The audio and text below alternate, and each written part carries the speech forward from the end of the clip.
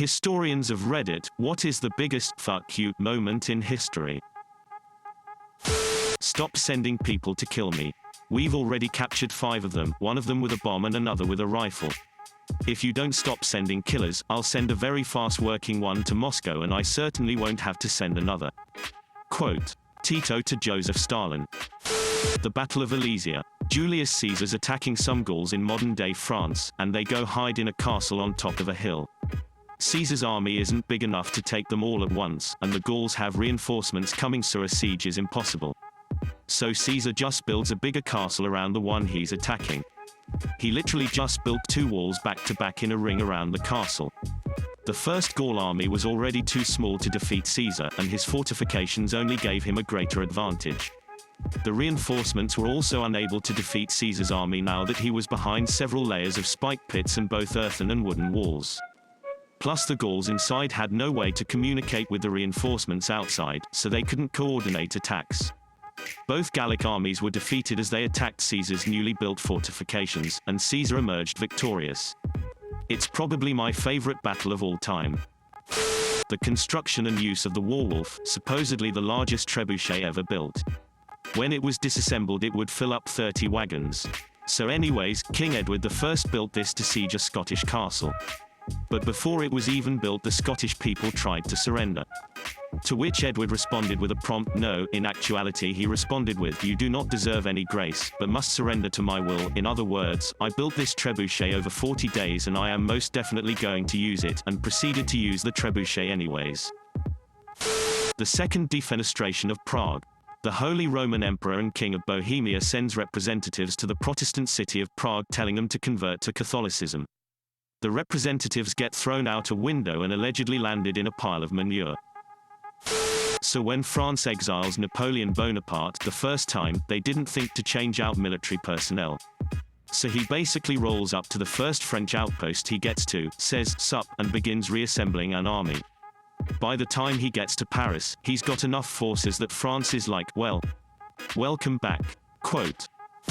Ferruccio Lamborghini was a rich man owning his company that built tractors. He talked to Ferrari about the imperfections of his car and how to improve them, and they basically laughed at a young tractor mechanic trying to tell them about sport cars, so he decided to start making luxury sport cars to compete with Ferrari, and thus, the rivalry was born. So I'd say the middle finger of this guy to Ferrari was pretty noticeable. Olga of Kiev. When her husband died, the country that killed him assumed they'd just take over and force her into marriage. She straight up killed the dignitaries that were sent to tell her she had to marry, multiple times, in the most intense way possible. She then traveled to where her husband had been killed and basically burned the place to the ground, again, in the most hardcore, amazing way. They made her a freaking saint. Worth the read on Wikipedia. This is already one of my favorite threads in Reddit history.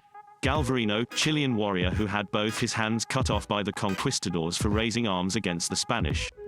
Instead of letting himself serve as a message of helplessness in the face of the invaders, the crazy bastard strapped swords to his stumps and went on the warpath. This is more petty, but when Taft bragged to his friends via telegram about scaling a mountain on horseback, that it was a few thousand feet, clear weather, all in all not too difficult, his friend replied, "How is horse?" A pirate known as Jean Lafitte had a bounty of $500 put on him by a governor. So he put a $5,000 bounty on the governor. In the 1970s, the small town of Vulcan, West Virginia asked for state funding to replace a bridge into town. The state legislature refused to grant Vulcan the funding they needed. Instead, the town appealed to the Soviet Union for aid. After hearing about the request, the state legislature immediately granted over $1 million for the town to build a new bridge. If a small town in WV asking for Soviet funding in the middle of the Cold War isn't a big middle finger to the state government, then I don't know what is. Napoleon invited his brother-in-law to speak with him before his coronation as emperor to remind the brother-in-law that he objected to Napoleon marrying Josephine because Napoleon would amount to nothing. Operation Paul Bunyan. Here's the TLDR if you don't want to read the Wikipedia article. It's 1976. Some Americans at the Korean DMZ are cutting down a tree that obscures their vision to the North Korean side. A couple of North Koreans come out and kill a few Americans with their own axe. The Americans and South Koreans come back with such a massive show of force it's not even funny. Bombers, jet planes, 27 helicopters, a full aircraft carrier moved off the coast. Thousands of troops, troop carriers, commandos, all just to send in a squad of army engineers with chainsaws to cut down that goddamn tree. I would highly recommend giving the forces used part of the Wikipedia article a read. It's riveting and hilarious. This requires some background. The Spartans were famously blunt. They were trained to get to the point when speaking instead of using artsy and beautiful language that would have been common at the time by being bitten on the thumb if they became long-winded. Now to the meat. Philip II of Macedon, Alexander the Great's father, sent the Spartans a letter saying, "Would you like me to enter your land as friend or foe?" The Spartans responded with one word: neither. Philip was irate. He then sent another long-winded message. "If once I enter into your territories, I will destroy ye all, never to rise again." The Spartans then sent back one word: if. It was like putting your head in a lion's mouth, and I love it. Genghis Khan to Shah Ala ad-Din. After the Khwarezmids plundered one of Genghis Khan's caravans, killed his people, and took his shit, he thought to take the diplomatic approach and send 2 envoys and an interpreter. Shah Ala ad-Din decided to be a dumbass about it. He shaved the heads of the envoys to shame them and sent them back with the head of the interpreter. Mr. Khan was kinda pissed, so he marched 200,000 of his boys and fucking annihilated the town with only 1/4 of that number even able to fight back. He was so pissed at the Shah that he had the rivers keeping the surrounding villages alive fully diverted, so that he would literally wipe Ala ad-Din's birthplace off the map and make it so that it was like he never existed. No one would settle there or live there ever again. No one would be there to remember his enemy who had disrespected him. Not even the dogs or cats would be spared, said Genghis Khan. French surrender in WW2, Hitler dictates that the French capitulation take place at Compiègne, a forest north of Paris. This is the same spot where 22 years earlier the Germans had signed the armistice ending World War I. Hitler intends to disgrace the French and avenge the German defeat. To further deepen the humiliation, he orders that the signing ceremony take place in the same railroad car that hosted the earlier surrender. The armistice is signed on June 22. Under its terms, 2/3 of France is to be occupied by the Germans. The French army is to be disbanded. In addition, France must bear the cost of the German invasion. On the crowning of King Henry VII, he backdated his own reign to before the date of the Battle of Bosworth, meaning anyone who was loyal to him now but had shown any sign of opposition at Bosworth was now a traitor and an enemy to the realm. Justice served. The Siege of Tyre. Basically, Alexander the Great was unable to capture the city because it was on an island, so he made it into a peninsula to be able to properly attack. Greater than it is said that Alexander was so enraged at the Tyrians' defense of the city and the loss of his men that he destroyed half the city. That was a pretty big fuck you to Tyre. Julius Caesar's death. At least he died surrounded by friends. I would say the moment that Rollo swore allegiance to the French king. The bishops present suggested that Rollo kiss the king's foot, as a sign of submission. It was probably an idea intended to humiliate Rollo, and was not taken very well. After some discussion, it was agreed that one of Rollo's men would do it. However, the person chosen lifted the king's foot, and, without bending down, brought it up to his mouth.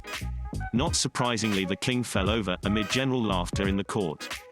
Following this amusing scene, the king and his men swore to honor the concession to Rollo.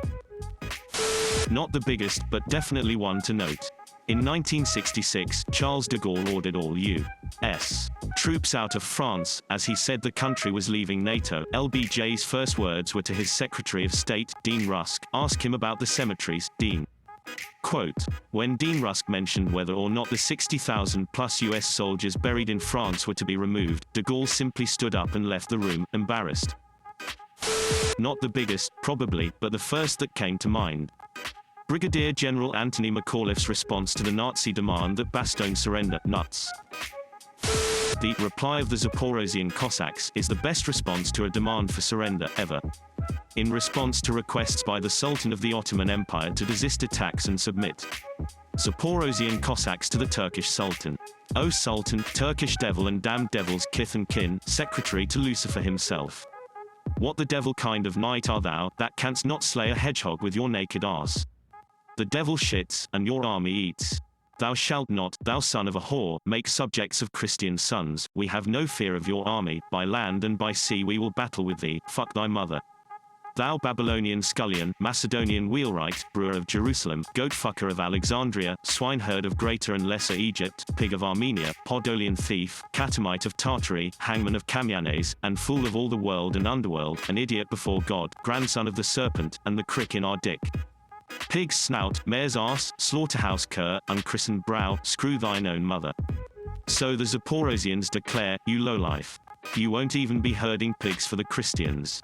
Now we'll conclude, for we don't know the date and don't own a calendar, the moon's in the sky, the year with the Lord, the day's the same over here as it is over there, for this kiss our arse.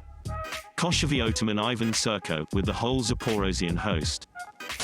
British prisoner of war in Nazi Germany stitches a quilt. The Nazis put it out for show. Hidden in Morse code stitched in were the words, fuck Hitler, and God save the Queen. When Alcibiades fucked the Spartan king's wife, then fled to Persia, became a high command and made it back to Athens where he once started as a politicane and became one again, he said fuck you to Athens, he betrayed them, Sparta and Persia, and got away with it because he looked so damn good. If you like it and wanna see more, please like the video and subscribe.